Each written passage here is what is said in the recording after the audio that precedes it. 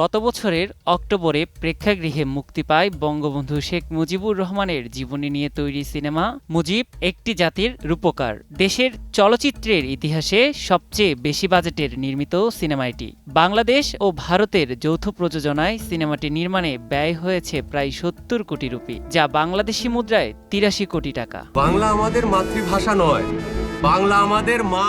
মুজিব সিনেমার সেই ব্যয় নিয়েই এবার প্রশ্ন তুলেছেন অভিনেত্রী আজমেরী হক বাঁধন। সম্প্রতি এক সাক্ষাৎকারে তিনি বলেন, কোটি কোটি টাকা বাজেট নিয়ে মুজিব নামে যে সিনেমাটি বানানো হয়েছে, আমি সেটার হিসাব দেখতে চাই। মুজিব সিনেমাটা কোটি কোটি টাকা বাজেট নিয়ে টাকাগুলো কোথায় গেল, এই হিসাব তো আমি দেখতে চাই। ২০২০ সালের ১৪ জানুয়ারি নয়াদিল্লিতে বাংলাদেশের পক্ষে তৎকালীন তথ্য ও সম্প্রচার মন্ত্রী হাসান মাহমুদ ও ভারতের তথ্য ও সম্প্রচার মন্ত্রী প্রকাশ জাভেদকর মুজিব সিনেমা নির্মাণের চুক্তিতে স্বাক্ষর করেন। চুক্তি অনুযায়ী মোট বাজেটের ৬০% অর্থ দিয়েছে বাংলাদেশ এবং বাকি ৪০% বিনিয়োগ করার কথা ভারতের। সে হিসেবে মুজিব সিনেমায় বাংলাদেশের বিনিয়োগ প্রায় ৫০ কোটি টাকা এবং ভারতের খরচ ৩৩ কোটি। অর্ধেক পাউডারে দ্বিগুণ উজ্জ্বলতা, নতুন রিন অ্যাডভান্সড অর্ধেক পাউডারে দ্বিগুণ উজ্জ্বলতা।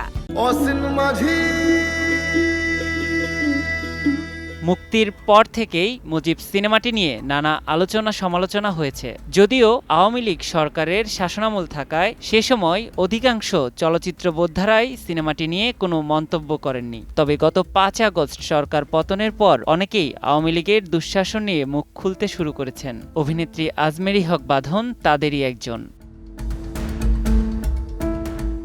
নিয়াত শুভ, সময় সংবাদ, ঢাকা।